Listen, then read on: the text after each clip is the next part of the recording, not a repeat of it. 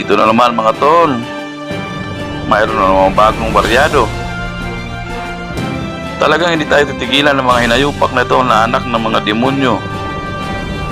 Bakit kaya gusto nilang guluhin ng mga tao? Ayaw nilang bigyan ng kaligayahan, ayaw nilang bigyan ng kalayaan para pumili kung anong gusto sa buhay. Gusto talaga nila patayin na lahat ng tao sa buong mundo para madala nila sa impyerno, dahil yun ang kanilang kaharian.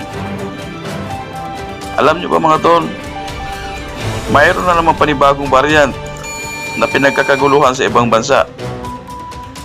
Mabilis daw ito makahawa. Pinagkakaguluhan ito ngayon doon sa ibang bansa dahil sa bilis na makahawa at mas delikado daw ito kaysa sa Omicron. Ito ay subvariant lang naman ng Omicron. Pero alam niyo mga tol, sa aking pananaw lang naman, baka ito na ang magiging surge. Baka ito na ang magiging dahilan para mapigilan ang eleksyon. Kaya mga kapwa ko Pilipino na mga supporters ng mga politikong may posibilidad na manalo sa eleksyon, huwag nating hayaang hindi matuloy ang eleksyon. Kasi pag hindi natuloy ang eleksyon, hindi mapapalitan ang IETF na supposed to be ang function ng IETF ay 3 to 6 months lang. Dapat tapos na sila pero hanggang ngayon namamayagpag pa sila.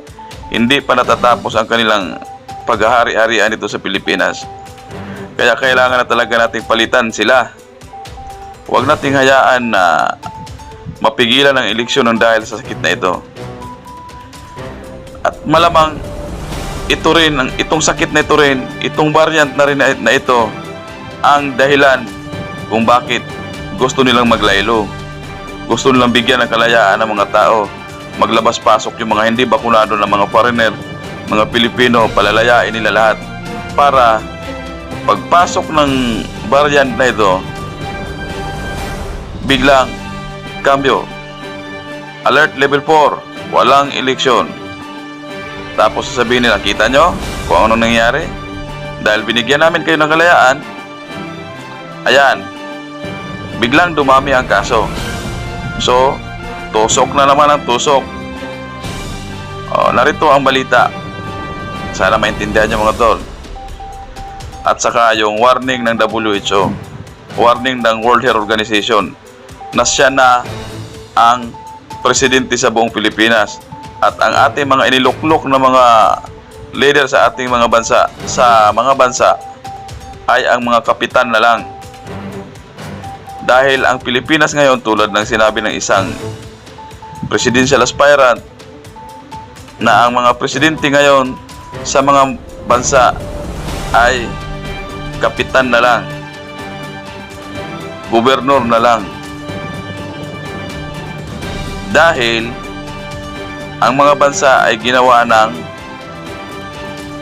probinsya. Bakit naging probinsya mga tol? Ang ating bansa o ang mga bansa sa buong mundo? Dahil sumusunod na lang sila sa utos ng World Health Organization.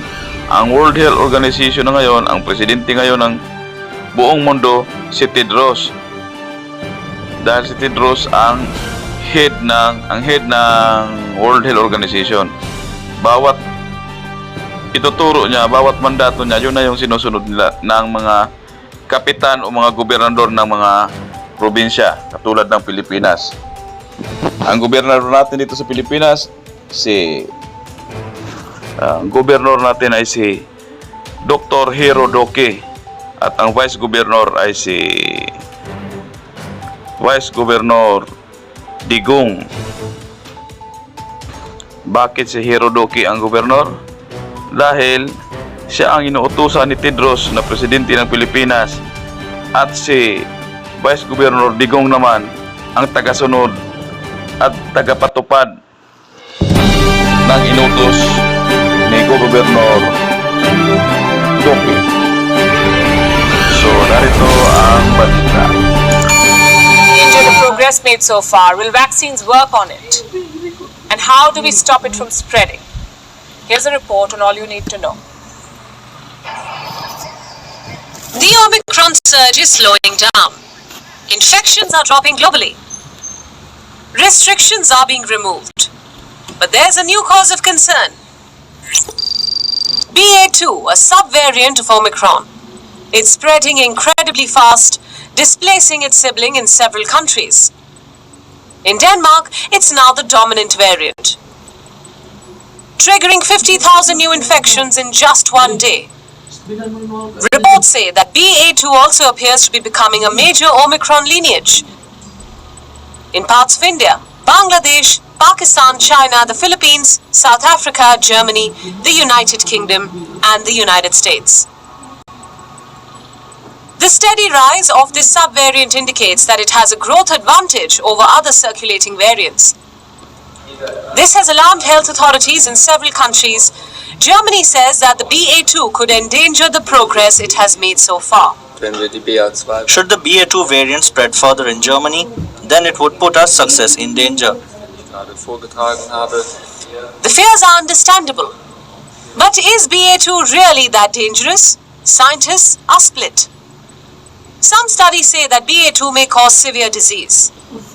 But the WHO disagrees.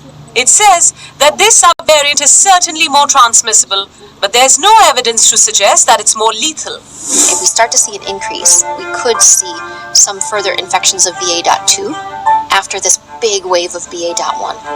And I know a lot of people are concerned about this, but this is something that we are looking at. So BA.2 is certainly on the rise, but this is also Omicron. We don't see any difference in terms of severity between BA.2 compared to BA.1. Omicron is not quote-unquote mild. What about vaccines? Will they work on this variant? Yes, say more scientists. They say vaccines appear to be just as effective against BA2 as they are against other forms of Omicron. So most of the assessments so far are reassuring, but the problem is that countries are not doing enough to slow down the transmission of this subvariant. It may not be as deadly, it may not cause severe symptoms, but it's still spreading and certainly mutating. So we still cannot afford to let our guard down.